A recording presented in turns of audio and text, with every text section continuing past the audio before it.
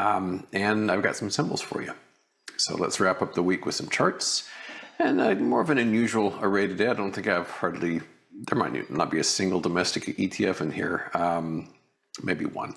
But we begin with EFA, which is the basically global equities outside North America.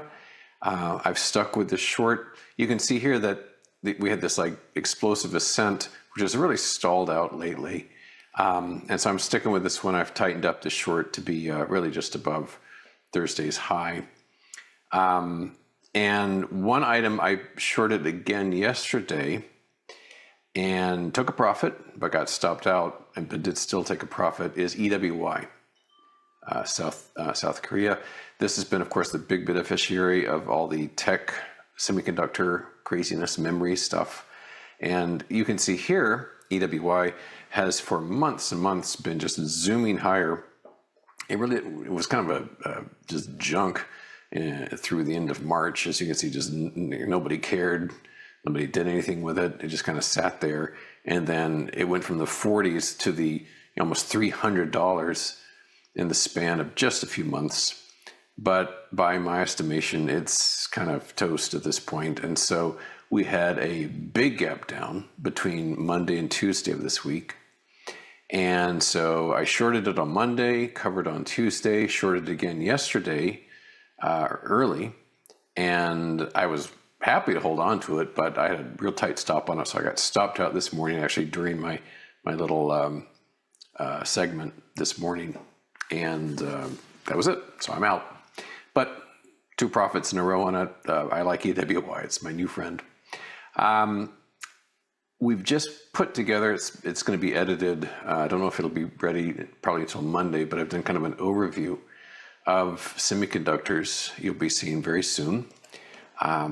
Couple or 3 of those. Here's AMD, which was at lifetime highs this week, but seems to have also stalled out over the past couple of weeks. And AXTI, been short this for a couple of weeks. This continues to do nicely. We've completed an inverted cup with saucer, cup with handle, excuse me, cup with handle pattern. There's no such thing as a cup with saucer unless you're in a kitchen.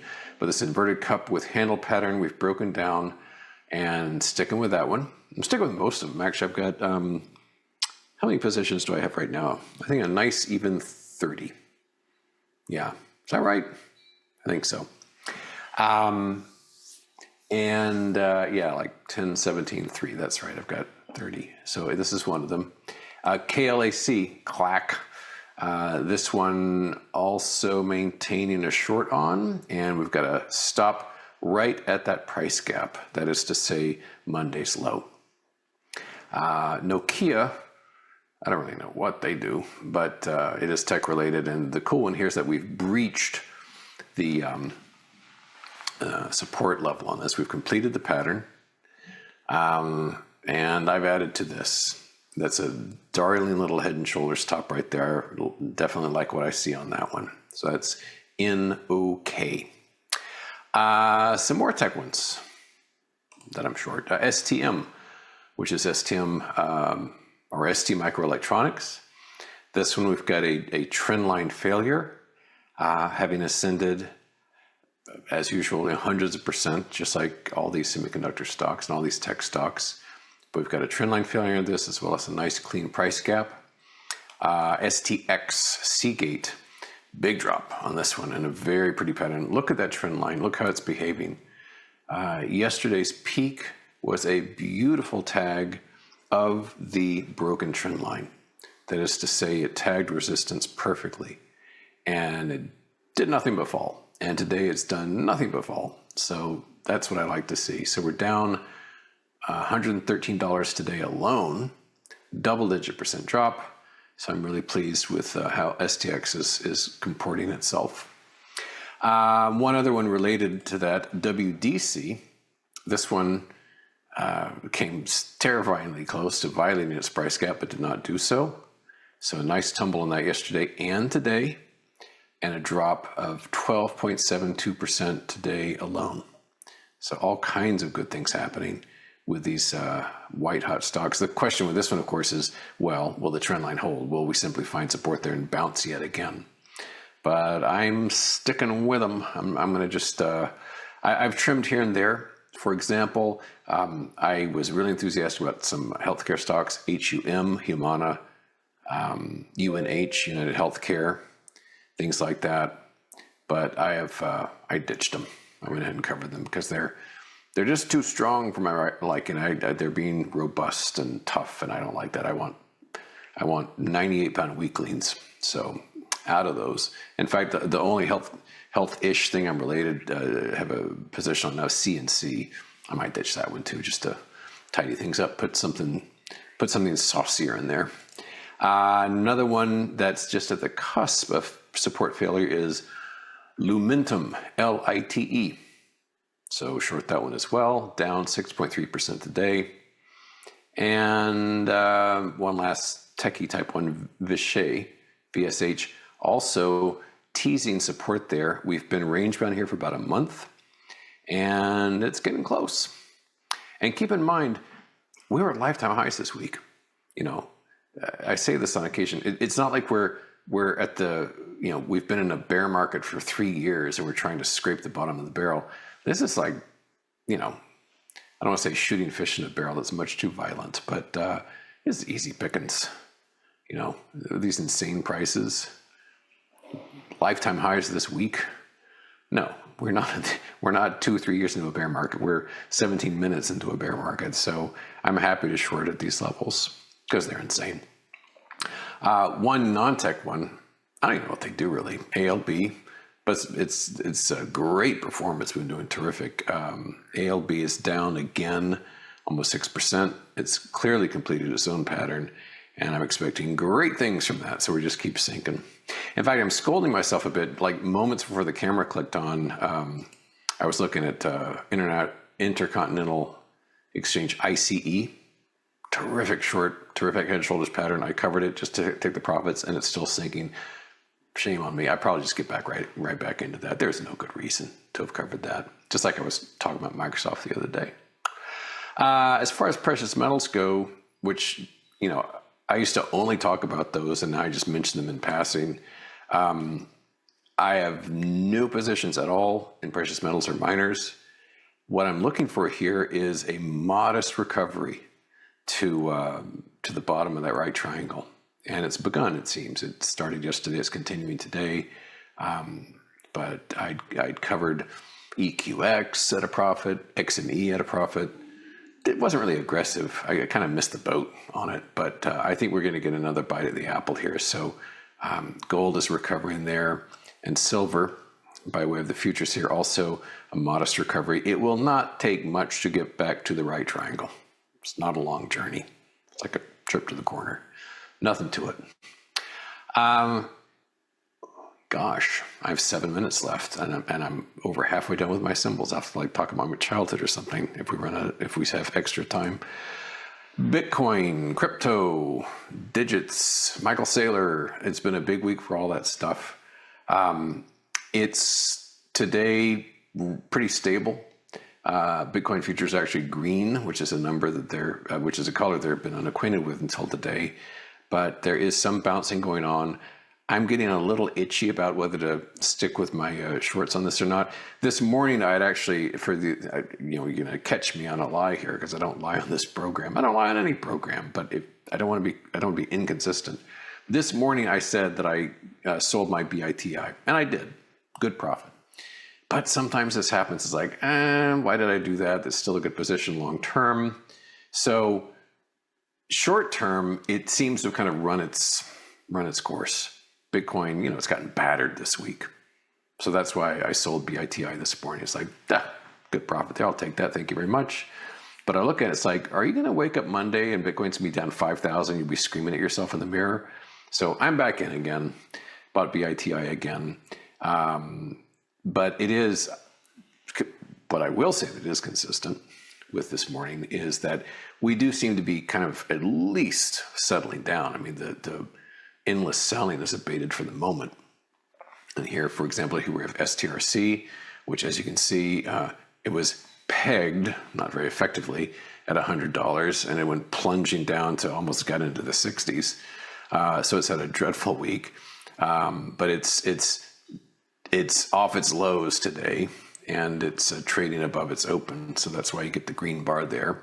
But this has been, as I've mentioned over and over, the vehicle to put cash into strategy and to buy more zeros and ones. So that's STRC. MSTR itself down again, almost 3%. Not as dramatically as the past few days. I mean, look at this. How many assets these days? Let's just count together. We'll go Sesame Street on you. 1, 2, 3, 4, 5, 6, 7, 8, 9. Wahaha. There's 9 red candles in a row. So that is one nasty drop. And we have, of course, breach support. There's nothing holding this up except for Michael Saylor's clenched jaw talking about the future of Bitcoin. So yeah, no position in that. So just to be clear, I'm long BITI, and we'll see how that goes. Bitcoin's weakness definitely saved me during some darker moments this week. Here's Bitcoin itself, the futures, and it is, as I mentioned, green, because it's, I don't know if that's a contract change or once, because it sure doesn't look up, does it? Maybe it's just a contract change, but in any case, no, well, we're still in MicroStrategy. Good heavens, we're looking at the wrong chart. There we go. So yeah, we'll see how it goes. The other thing that makes me a little bit wondering, skeptical about is the easy money over in terms of the slide, is some of the instruments related to crypto seem to have been just beaten to a pulp and are kind of due for a little bit of a rally. Here we have bullish, for example, BLSH, first green bar in a while. Here's the Trump boys, ABTC, the patriotic take at Bitcoin. It's up off its lows. You know, this is how it's going in general, but you know, we've got a green bar today for a change, but these green bars that come along from time to time, but broadly speaking, you can see the trend is downward. And Tom Lee's BM&R, Bitmine Immersion, it's up a couple of percent off of its own lows. So maybe it'll recover for a few days because it's really been bad.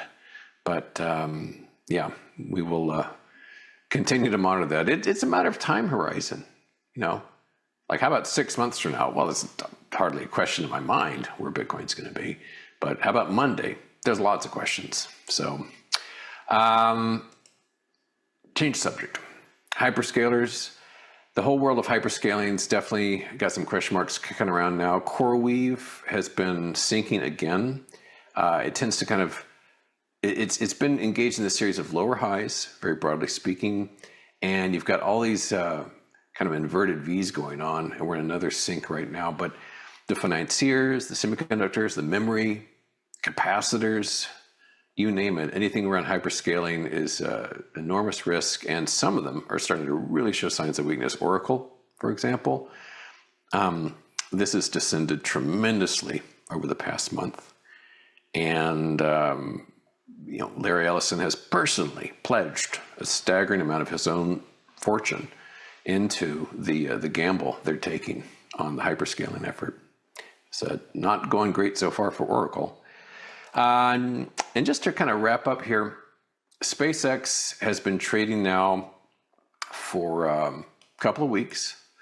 It has gone from explosive, incredible success to crashing to nothing. The past 4 days have been a snooze fest compared to the days prior. It seems to have found a happy home at around 151 or so, which appropriately enough is just about where it opened on IPO day. So this seems like just a bunch of crazy noise, and now it's kind of where it belongs. But as I had anticipated and talked about here weeks ago, if SpaceX did not just set the world on fire, it would throw cold water all over the Anthropic and OpenAI IPOs, and that's kind of what's happening. Because don't read too much into like, hey, I heard OpenAI filed. It's just paperwork. It doesn't mean a thing. And it's the word on the street is that they ain't coming out till next year, maybe. And it's all because of SpaceX. It's been kind of a flash in the pan, and we're seeing that reflected too in the instruments designed to let average folks get into pre-IPO baskets of securities like VCX. You can see how that's gone, and like 21 Capital. And so this is kind of the think of these as sort of the measuring stick as to like how well are those multi-trillion-dollar IPOs going to do, or how likely are they going to come out? No, it's absolutely possible that neither of them will come public this year. So as I leave you, we have an NQ here, which has been range bound for a couple of weeks. We're at the lower end of the range. And this is the one to watch. If we can crack below the kinds of lows we've seen today, today's actually the lowest we've been in a couple of weeks, we could really start to see some selling accelerate. As it is now, this is kind of the range we're banging around within. And next week, jobs report, I think is another shortened week. Yay. On Friday, we'll have a holiday, but yeah, jobs thus will come out on Thursday instead of its typical Friday release. So have a good weekend, and I will see you on Monday. Bye-bye.